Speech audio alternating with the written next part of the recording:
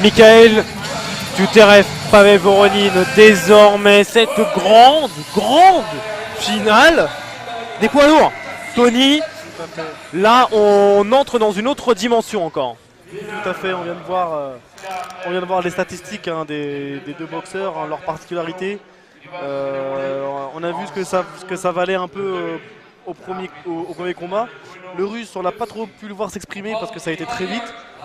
Donc là, voilà, on espère que ça va durer ce coup-ci et on a hâte de voir ce que ça va donner. On rappelle sur le tour précédent, la demi-finale, un petit peu le parcours des deux. Ça a été très rapide pour Tuterev. Trop rapide peut-être. Tout à fait. Bon, bah, pour lui, c'est vraiment idéal parce qu'il a fait un premier combat très rapide qui fait qu'il n'a pas pris beaucoup de coups. Il est toujours frais. Maintenant, il a tout à. Maintenant, sa soirée commence pour lui ce soir. Concernant Pavel Voronin, ça a été un peu plus compliqué, mais bon, ça a duré 2 rounds. Il a gagné aussi par KO, donc il a écourté aussi le combat. Maintenant, il a eu plus le temps de s'exprimer, Pavel Voronin, et de prendre vraiment la température de la soirée. À voir maintenant ce que ça va donner dans cette finale, cette belle finale des poids lourds. Sachant qu'on a un des deux qui est déjà marqué. L'autre finalement n'a pas eu le temps de l'être, hein, c'est le russe Tuterev qui n'a pas de marque. C'est ça, il est très frais. Très frais, bien compact, très musculeux. On voit que c'est vraiment un puncher, donc il va falloir que Pavel Voronin soit vigilant, même si on sait qu'il frappe aussi avec ses beaux crochets. Précisons naturellement Voronin gant bleu et Tuterev donc rouge, coin rouge. C'est ça.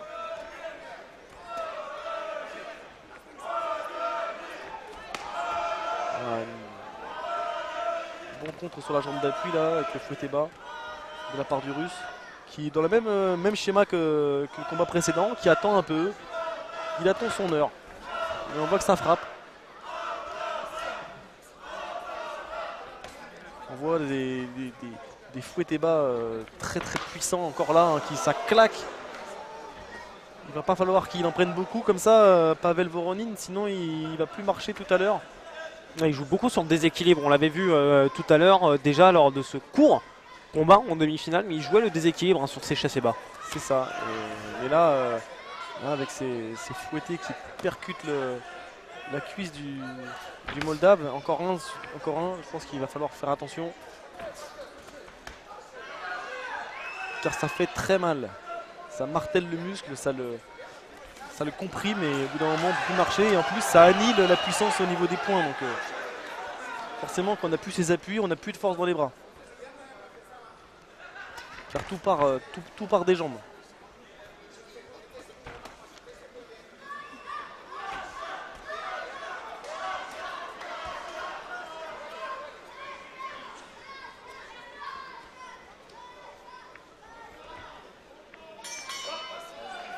On a repris un petit temps d'observation quand même sur la fin de cette première reprise pour bien se jauger.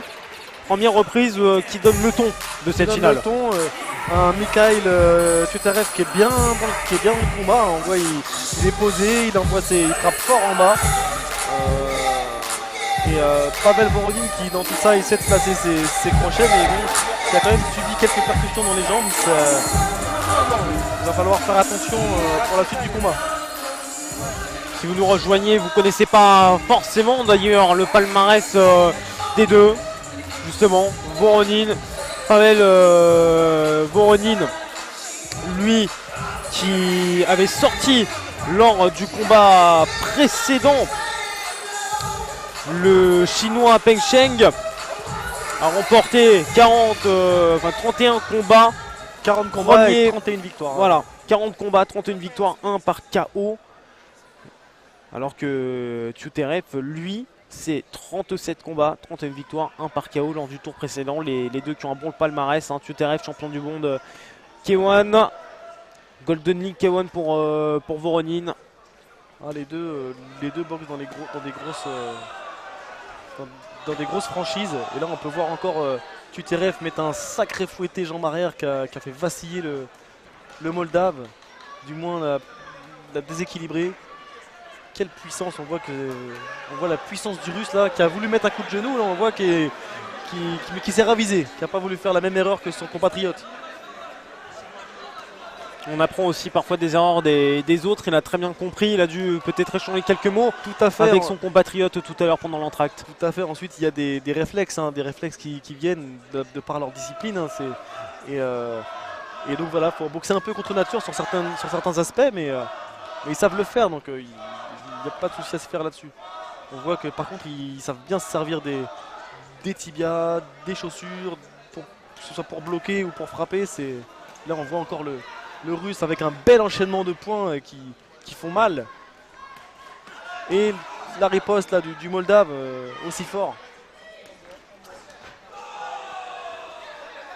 Les lourds, ça déménage et là on peut le voir à l'œuvre. Ah, ça se voit, ça s'entend.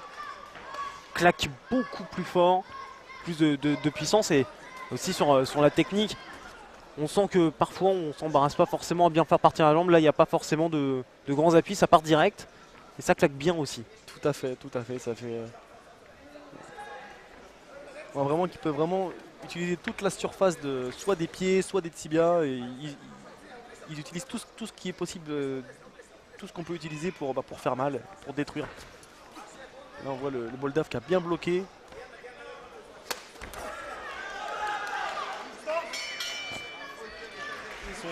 Son adversaire plutôt que voilà, étudier sa boxe.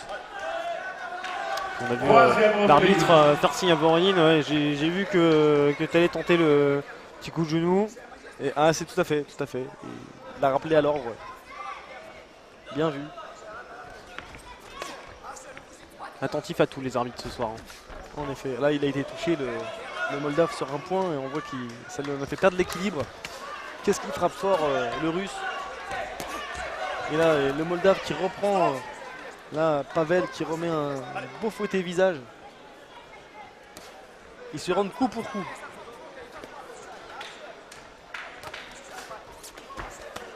Il travaille au corps. Et attention au rappel du Russe, le contre qui est pas loin à chaque fois. Qui fait toujours un peu trembler le Moldave à chaque fois qu'il tente une action. Un direct fouetté bas de la part du Russe qui bloque derrière pour pas se faire pas prendre le. Et le Moldave qui remet là encore. Des belles jambes hein, pour des poids lourds, c'est impressionnant de voir les jambes qui se lèvent avec aussi autant d'agilité. On entend les Russes dire Davai. Allez.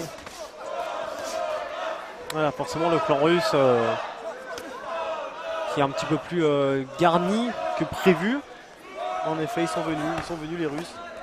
Et pas pour rien parce qu'ils ont un fier représentant hein, de l'école russe qui enchaîne, hein, qui continue de laminer les appuis du Moldave avec ses fouettés bas jambes arrière qui arrivent. Cette espèce de crochet uppercut là qui vient de perturber. Là, on voit le Moldave qui vacille et qui tombe.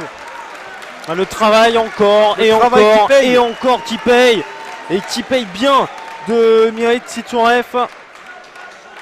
Pavel Voronine qui est en train de flancher. Non, je soupçonne l'accélération là du Russe qui va vouloir aller au bout. Il sait qu'il a mal à la jambe. Et que là-haut, le travail dans les cordes où ça peut ne pas passer rattraper, voilà. Au-dessus du ring. Oh, une fin de reprise qui arrive à point nommé, à vraiment point nommé pour Pavel Voronine. Surtout que ce Russe Tsyturev est sorti un petit peu plus frais et surtout très peu touché lors de sa demi-finale. Donc il y a une fraîcheur physique qui est forcément un petit peu plus intéressante. En effet, là on voit le Moldave là, qui retente, qui retourne entre guillemets au charbon pour dire non, je suis encore là, je crois pas que tu m'as battu. Néanmoins il a craqué une fois, pour l'instant il n'a pas rompu. On va voir comment le Russe va gérer son avance. Il vient encore surprendre le Moldave par un direct. Et cette jambe arrière qui est toujours aussi puissante, même en déséquilibre, il arrive à le faire flancher.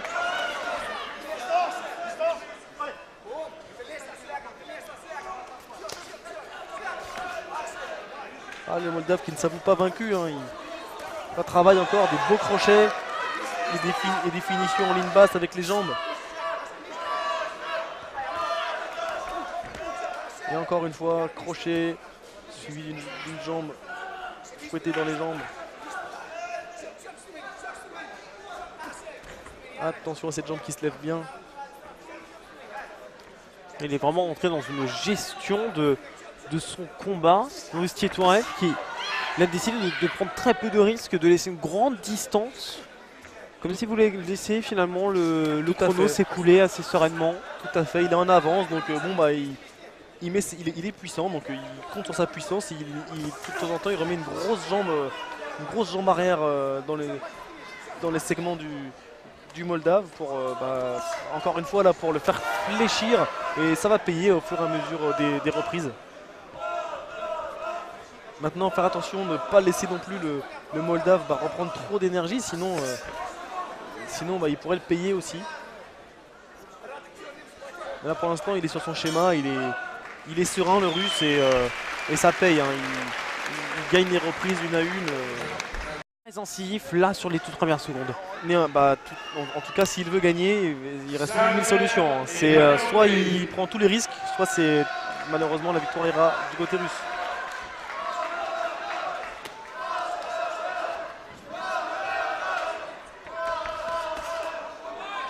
Surtout que la Tuterev continue à travailler sur les mollets. C'est impressionnant encore une fois là Exactement, et les quadriceps qui doivent être meurtris du côté moldave. Encore une fois, mais il se laisse pas faire, il se laisse pas démonter. Il a pris un fouetté bas derrière, il en remet 4 et plus un fouetté aussi. Donc il est encore là le Moldave. Il lui manquerait peut-être un petit compte. S'il arrivait à faire compter le Russe, peut-être que ça changerait tout au niveau de la décision des juges. Surtout qu'il a cette faculté d'accélérer au pied, à la pointe, sur le chassé, au point aussi, que ce soit la longe du droit, la longe du gauche. Il est très présent quand même hein, quand il arrive à dynamiser un petit peu son combat. Mais... Exact, et puis ça reste des poids lourds. Hein, donc un coup, il suffit d'un coup hein, pour faire vaciller l'autre. Donc autant dans toutes les catégories c'est le cas, mais c'est encore plus vrai chez les poids lourds où là il y a une vraie puissance et on peut vite éteindre la lumière.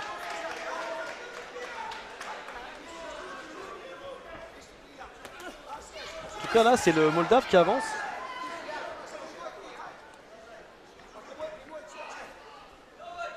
En même temps le Russe travaille intelligemment. Hein. Mikhail Tuterev prend pas de risque. Il a fait entre guillemets son job. Maintenant il laisse passer un peu la montre, puis il reste présent néanmoins. Donc, en tout cas là il est dans un vrai combat. Hein. Il ne pourra pas dire qu'il n'y aura plus de KO à froid. Hein. Là il faut s'employer des deux côtés.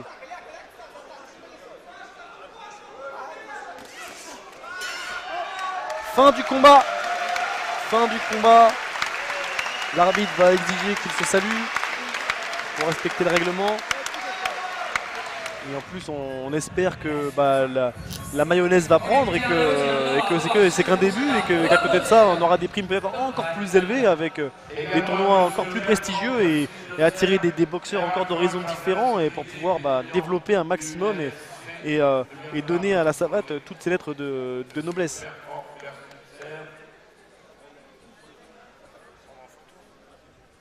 La meilleure personne, Monsieur Rail.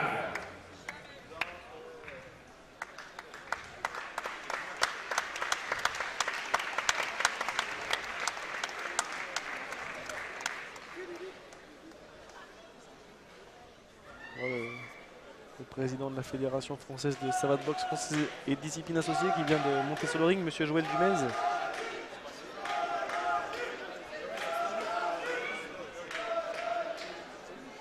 Il y a beaucoup de monde qui entoure les tireurs. De ce combat à l'unanimité des juges et remporte la finale FKFWC des plus de 95 kilos, le Russe Mikhail. Sans surprise. Sans surprise, le Russe qui arrache cette victoire et cette belle ceinture. Et au passage, ce joli chèque de 30 000 €. Donc ce n'est pas rien, surtout en Russie, c'est une belle somme. Et c'est bien mérité en tout cas. C'est bien mérité. Il a fait entre guillemets le job. Il a laminé les jambes de son adversaire jusqu'à le faire vaciller à un moment donné. Et quand il a vu qu'il avait pris l'ascendant sur le combat, il s'est contenté de gérer jusqu'au bout, en néanmoins tentant sa chance, mais sans prendre de risques. Et il a été très professionnel.